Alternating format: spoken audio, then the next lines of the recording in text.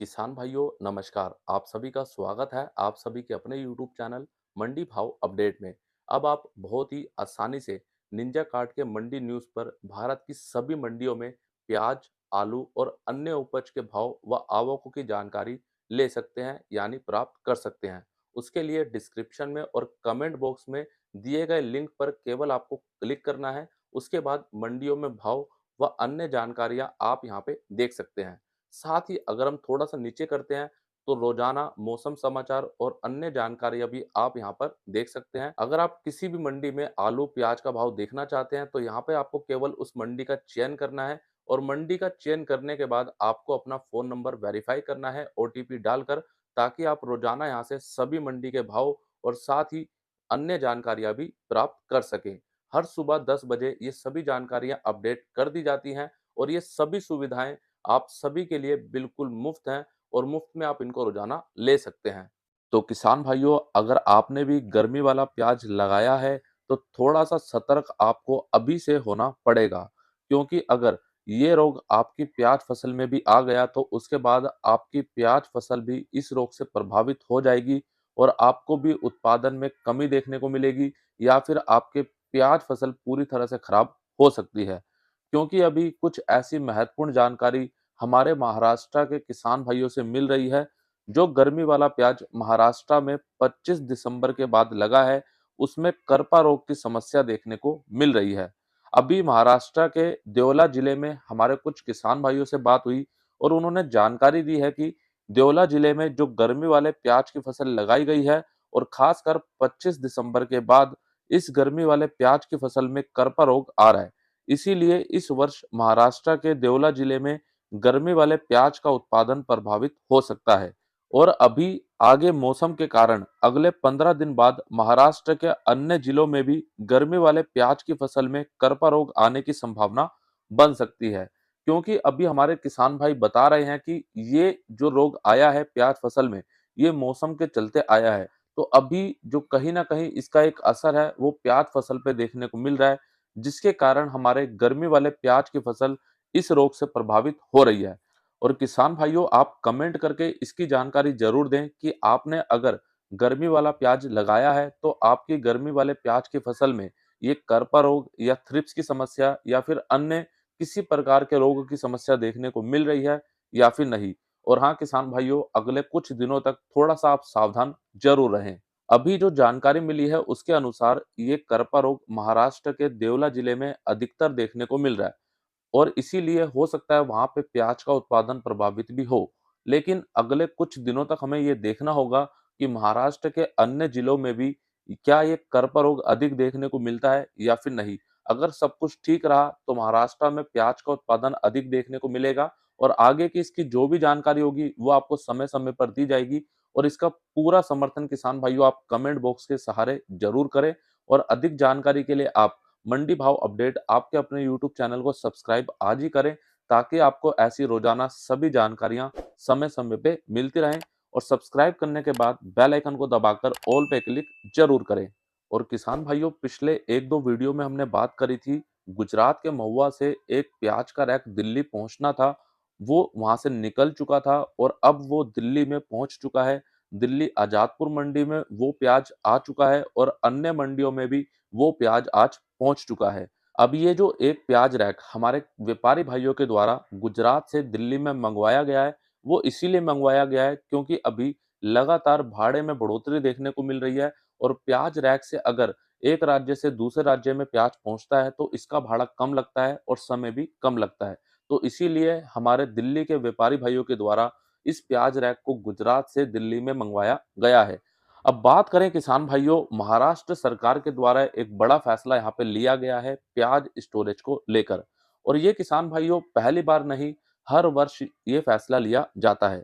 महाराष्ट्र सरकार के द्वारा 20 जिलों में राष्ट्रीय कृषि विकास योजना के तहत प्याज की चाड़ या फिर प्याज की चाल, इसको हम बोलते हैं प्याज स्टोरेज, इसको लगाने के लिए राशि देने का निर्णय लिया गया है। राष्ट्रीय कृषि विकास योजना के तहत अगले 2 वर्षों के लिए 51 करोड़ रुपए दिए गए हैं।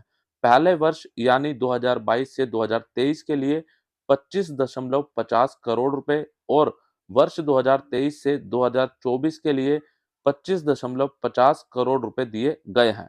पहले तो यहाँ तक आप समझ लीजिए आखिरकार पूरा मामला क्या है। महाराष्ट्र सरकार के द्वारा राष्ट्रीय कृषि विकास योजना के तहत 51 करोड़ रुपए वर्ष 2024 तक के लिए दिए गए हैं और हर एक वर्ष के लिए 25.50 करोड़ रुपए यहाँ पे दिए गए हैं।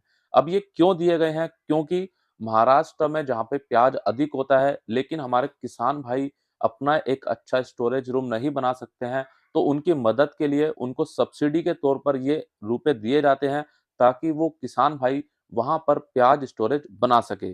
और राष्ट्रीय कृषि विकास योजना के तहत धनराशि को बढ़ाने या घटाने का अधिकार महाराष्ट्र सरकार के पास है। अगर हमारे किसान भाइयों की ओर से मांग बढ़ाने या घटाने पर इस धनराशि को महाराष्ट्र सरकार के द्वारा बढ़ाया या घटाया जा सकता है।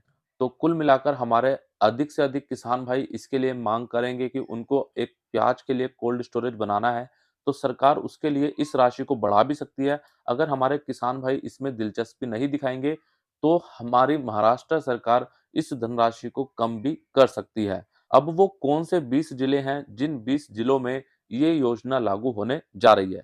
तो ये राष्ट्रीय कृषि विकास योजना महाराष्ट्र के नासिक जिले, धुले, जलगांव, नंदुरबार, पुणे, नगर, सोलापुर, औरंगाबाद, जालना, बीड, लातूर, नांदेड़, परभणी, हिंगोली, उस्मानाबाद, अमरावती, अकोला, यवतमाल, बुलडाड़ा और वाशिम इन 20 जिलों में लागू होगी। तो कुल मिलाकर के जहाँ पे प्याज अधिक होता है और प्याज को स्टोर करने की क्षमता होती है, यानी कि प्याज स्टॉक हो सकता है अधिक लंबे समय तक, वहाँ पर सरकार ज़्यादा ध्यान दे रही है ताकि हमारे किसान भाई लंबे समय तक भी प्याज को स्टॉक कर सके और वो आने वाले दिनों में अच्छा लाभ यहाँ से ले सके। बाकी किसान भाइयों, मैंने ऐसे कुछ किसान भाइयों से बात भी करी है जिन्होंने इस योजना का काफ़ी पहले लाभ लिया था। अगर आपने पहले इस योजना का लाभ ले लिया है, तो आपको दोबारा से इस योजना का लाभ नहीं मिलेगा। जो अभी तक जानकारी मिली है, उसके अनुसार आपको ये बताया जा रहा है। बाकी आपने भी अगर कभी इस योजना का लाभ लिया है, तो आप कमेंट करके ज़रूर बताएँ। और ये फैसला हमारी मध्य प्रदेश की सरकार को भी लेना चाहिए, क्योंकि मध्य प्रदेश में भी प्याज़ काफ़ी बड़े स्तर पर लगता है और वहाँ पर भी हमारे किसान भाई बड़े स्तर पर प्याज़ को स्टॉक नहीं कर पाते हैं। तो उनको भी मदद करनी चाहिए ताकि वो आर्थिक रूप से भी यहाँ पर पूरी तरह मजबूत हो सके। और अब बात करें, आज बैंगलोर मंडी में नए प्याज की आवक रही लगभग 290 ट्रक की और आज नया प्याज बैंगलोर मंडी में 800 रुपए से 1500 रुपए तक बिका है।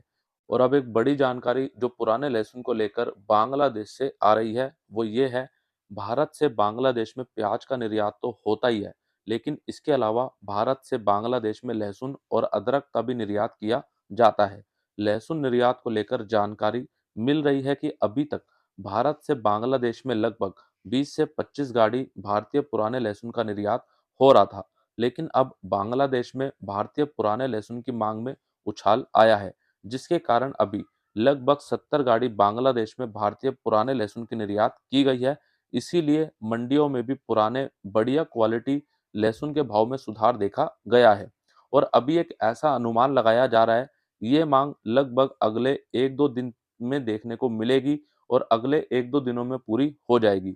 फिर भाव स्थिर देखने को मिल सकते हैं। यानी कि कुल मिलाकर अभी बांग्लादेश से भारतीय पुराने लहसुन में एक अच्छी मांग बनी है, जिसके चलते कहीं न कहीं थोड़ा बहुत सुधार अभी देखा गया है। और आज इंदौर मंडी में भी पुराना लहसुन 4000 रुपए 4500 रुपए तक बिका है, अच्छी बढ़िया क्वालिटी का। लेकिन किसान भाइयों, इस खबर के बाद हमें अपना पुराना लहसुन रोकना नहीं है, उसको बेचते रहना है, क्योंकि ये केवल 1 या 2 दिन का खेल है। बाकी उसके बाद दोबारा से पुराने लहसुन के भाव में गिरावट के साथ स्थिरता देखने को मिल सकती है। बाकी पुराना लहसुन किसान भाइयों आप रोकना चाहें या फिर बेचना चाहें, इसका निर्णय आप स्वयं से लें ताकि आपको किसी प्रकार का नुकसान ना हो। तो चलिए अब बात करते हैं प्याज निर्यात की। कल शुक्रवार होने के कारण गोसडांगा बॉर्डर बंद रहा, इसीलिए कल बांग्लादेश में गोसडांगा बॉर्डर से प्याज का निर्यात नहीं किया गया और आज गोसडांगा बॉर्डर से बांग्लादेश में लगभग 55 से 60 प्याज के ट्रक निर्यात किए गए हैं और इसकी संपूर्ण रिपोर्ट आपको कल रविवार धमाल के वीडियो में दे दी जाएगी। तो बढ़ते हैं किसान भाइयों आगे और देख लेते हैं आज इंदौर मंडी की पूरी रिपोर्ट। और सबसे पहले बात कर लेते हैं पुराने लहसुन की। तो पुराना लहसुन बिका आज 1-2 लोट ऊपर में 3000 रुपए तक और कुछ बढ़िया लोट जो 4000 4500 रुपए तक भी बिके हैं। एक्स्ट्रा सुपर माल 2000 से 2500 रुपए, सुपर माल 1500 रुपए से 2000 रुपए, एवरेज माल 1000 से 1500 रुपए, मीडियम माल 800 रुपए से 1200 रुपए और हल्का माल 500 रुपए से 800 रुपए। और आज पुराने लहसुन की आवक रही लगभग 8000 कट्टों की, जिसमें कल के मुकाबले थोड़ी-सी बढ़ोतरी देखी गई है और आज पुराने लहसुन में भाव कल के मुकाबले या फिर पिछले कुछ दिनों के मुकाबले सामान्य देखने को मिले हैं।